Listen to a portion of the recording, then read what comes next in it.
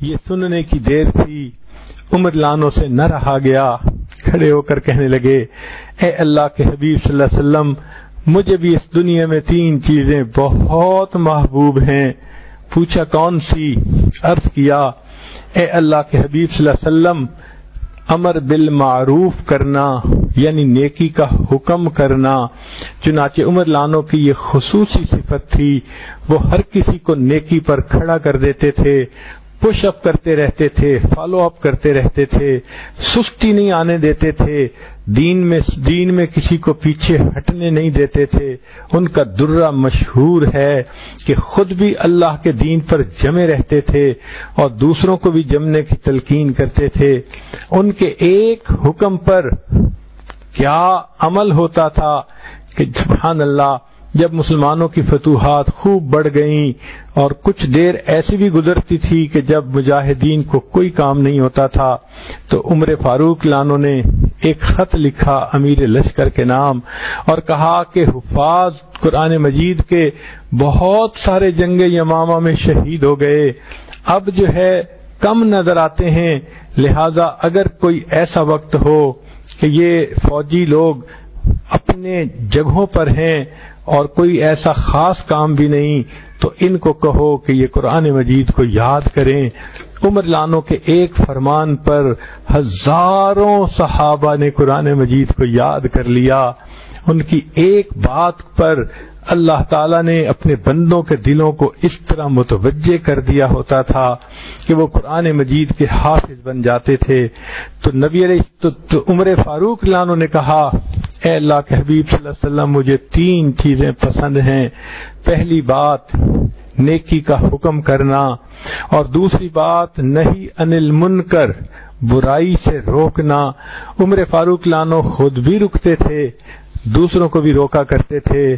ان کے تقوی کا یہ عالم تھا، ایک مرتبہ ان کے پاس بیت المال میں خوشبو آئی جو تقسیم کرنی تھی لوگوں میں۔ ان کی بیوی صاحبہ نے کہا کہ میں اس خوشبو کو تقسیم کر دیتی ہوں۔ انہوں نے فرمایا کہ نہیں، کوئی اور کرے۔ بیوی نے پوچھا کہ کیا مجھ پر اعتماد نہیں کہ میں ٹھیک تقسیم کروں گی؟ فرمانے لگے نہیں، البتہ یہ ہے کہ جب تم تقسیم کرنے لگو گی تو اس وقت تمہارے ہاتھوں پر جو خوشبو لگے گی تو وہ حصہ تو تمہارے پاس آ جائے گا۔ میں اتنا بھی بیت المال کے پیسے سے فائدہ نہیں لینا چاہتا۔ سبحان اللہ، یہ ان کا تقویٰ تھا، خدا خوفی تھی۔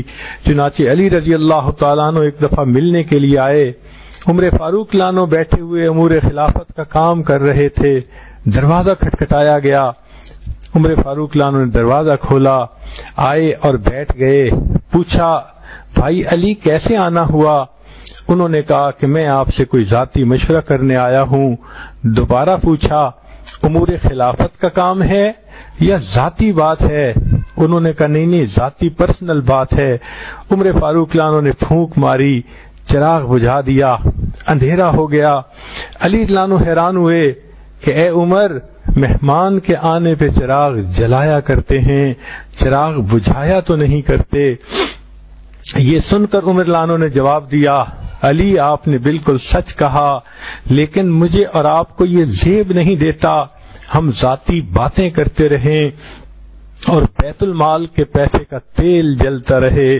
سبحان اللہ، جو اتنے امین تھے کہ بیت المال کے ایک ایک پیسے کا اتنا خیال کیا کرتے تھے، تو وہ اپنے آپ کو بھی گناہوں سے روکتے تھے، دوسروں کو بھی گناہوں سے روکتے تھے۔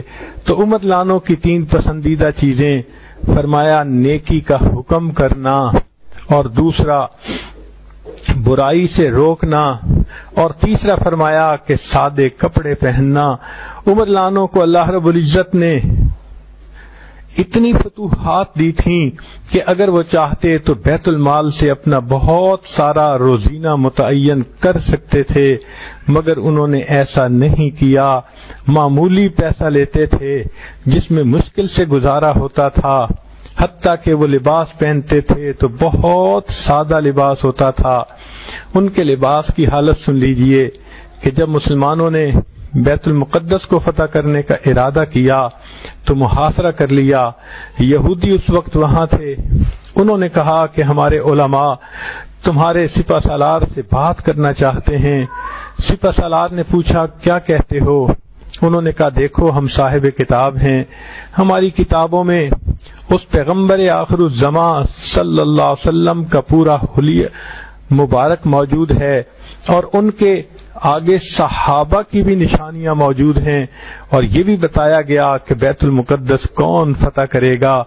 تم اپنے امیر المومنین کو بلاؤ، ہم اگر ان کے اندر یہ نشانیاں پائیں گے تو بغیر لڑے ہم چابیاں حوالے کر دیں گے، نہیں پائیں گے تو تم ایڑی چوٹی کا زور لگا لینا، بیت المقدس کو فتح نہیں کر سکو گے۔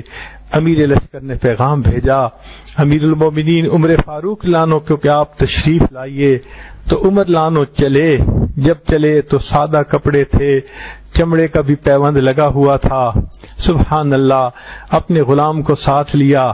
صحابہ لانوں میں سے بعض نے کہا آپ نمائندہ بن کے جا رہے ہیں اور آگے کفار کے بڑے بڑے لوگ ہوں گے، تو بہتر ہے کہ آپ اچھا لباس پہن لیں، اونٹ کی بجائے گھوڑے کی سواری کر لیں۔ تو عمر لانو نے ان کے کہنے پر ایسا کر تو لیا، لیکن جب چند قدم اٹھائے رک گئے، فرمانے لگے میں اپنے دل کی کیفیت میں تغیر محسوس کر رہا ہوں۔ وہی کپڑا بدل کر پرانا لباس پہن لیا اور اونٹ پہ اوپر سواری کر لی، غلام کو ساتھ لے لیا۔ راستے میں غلام کے ساتھ یہ طے پایا، ایک منزل میں سواری کروں گا تم پیدل چلنا، اگلی منزل میں پیدل چلوں گا تم سواری کر لینا۔ سبحان اللہ، یہ اس زمانے کے مالک اور غلام کا تعلق ہوتا تھا۔ اتنا انسانوں کی ہمدردی ان کے دلوں میں ہوا کرتی تھی، ہر چیز کو شیئر کیا کرتے تھے۔ سبحان اللہ، چنانچہ یہ سلسلہ اسی طرح چلتا رہا۔ اللہ کی شان کہ جب آخری منزل آئی تو غلام کے سوار ہونے کا وقت تھا، عمر لانو کے پیدل چلنے کا وقت تھا۔ غلام نے عرض کیا میں اپنی باری آپ کو دیتا ہوں، آپ بیٹھ جائیے چونکہ سامنے لوگ موجود ہوں گے۔ عمر فاروق لانو نے کہا ہرگز ایسا نہیں۔ چنانچہ اس حال میں وہاں پہنچے کہ امیر المومنین تو نکیل پکڑے چل رہے ہیں، ان کا غلام اونٹ کے اوپر سوار بیٹھا ہوا ہے، اور امیر المومنین کے جسم میں جو کپڑے ہیں اس میں کئی پیوند ہیں، جن میں سے ایک پیوند چمڑے کا بھی لگا ہوا ہے۔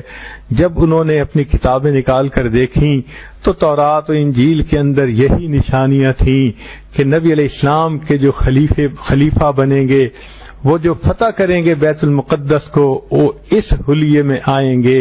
ان کو دیکھ کر یہودی علماء نے کنجیاں خود بخود ان کے حوالے کر دیں، اور بیت المقدس فتح کرنے کی سعادت عمر فاروق لانو کے حصے میں آ گئی۔